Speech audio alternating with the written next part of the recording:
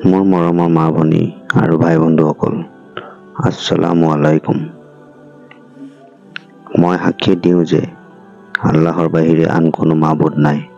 হযৰত মুহাম্মদ সাল্লাল্লাহু আলাইহি ওয়াসাল্লাম আল্লাহৰ বান্দা ও ৰাসূল। প্ৰিয় বন্ধুসকল, আগৰ ভিডিঅ'টোত আমি নামাজ কি, নামাজৰ হুকুম আৰু নামাজ কিয় পঢ়িব লাগে তাৰ বিষয়ে আলোচনা কৰিছিলোঁ। আজিৰ ভিডিঅ'টোত আমি নামাজ কেই প্ৰকাৰ আৰু তাৰ গুৰুত্ব কি তাৰ বিষয়ে আলোচনা কৰিম।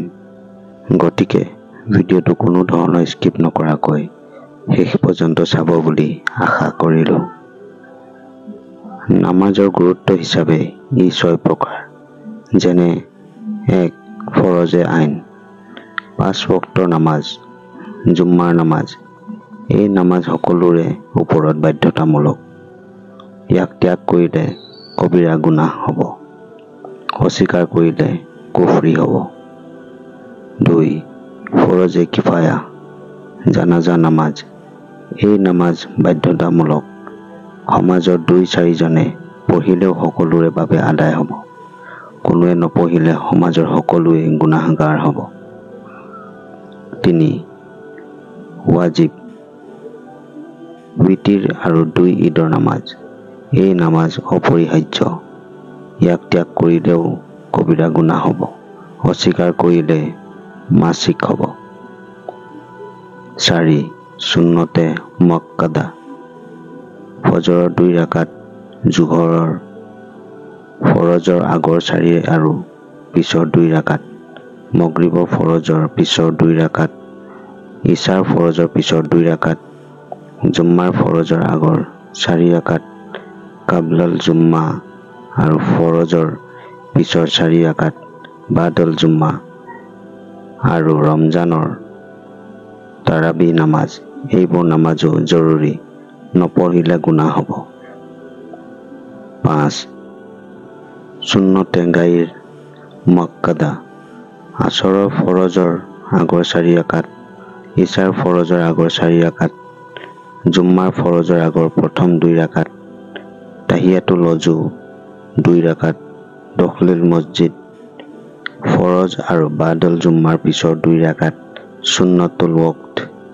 এইবোৰ নামাজ পঢ়িলে অসংখ্য সওৱাব আছে, নপঢ়িলে গুনাহ নাই। 6. নফল, জোহৰৰ পিছৰ 2 ৰাকাত, মাগৰিবৰ পিছৰ 2 ৰাকাত, ইশাৰ বিতিৰৰ আগৰ আৰু পিছৰ 2 ৰাকাতকৈ 4 ৰাকাত, শেষ ৰাতিৰ তাহাজ্জুদৰ নামাজ, সূৰ্যোদয়ৰ পিছৰ ইশৰাক আৰু দুপৰীয়াৰ আগৰ শাস্ত্ৰৰ নামাজ, মাগৰিবৰ পিছৰ আউৱাবিন নামাজ, সূৰ্য আৰু চন্দ্ৰগ্ৰহণৰ সময়ৰ কসুফ আৰু কসফৰ নামাজ, ইস্তেস্কাৰ নামাজ, শবে বৰাত আৰু শবে কদৰৰ নামাজ, 12 চান্দৰ নামাজ, তওবাৰ নামাজ, সালাতুল হাজতৰ নামাজ, ইস্তিখাৰৰ নামাজ, সালাতুত তসবিহৰ নামাজ, সালাতুল খৌফৰ নামাজ ইত্যাদি। প্ৰিয় বন্ধুসকল, আজিৰ ভিডিঅ'টো ইমানেই আছিল। পৰৱৰ্তী আকৌ এটি নতুন বিষয়ৰ ভিডিঅ' লৈ আপোনালোকৰ মাজত উপস্থিত হ'ম। আজিৰ ভিডিঅ'টো যদি আপোনালোকৰ ভাল লাগিছে তেন্তে এটা লাইক কৰি দিব। বেছিকৈ চাবাবৰ খাতিৰত ভিডিঅ'টো শ্বেয়াৰ কৰি দিব। মোৰ চেনেল ইছলামিক অসম ছাবস্ক্ৰাইব কৰি দিব।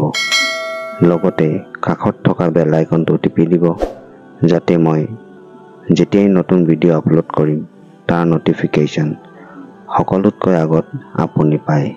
আসসালামু আলাইকুম, আল্লাহ হাফিজ।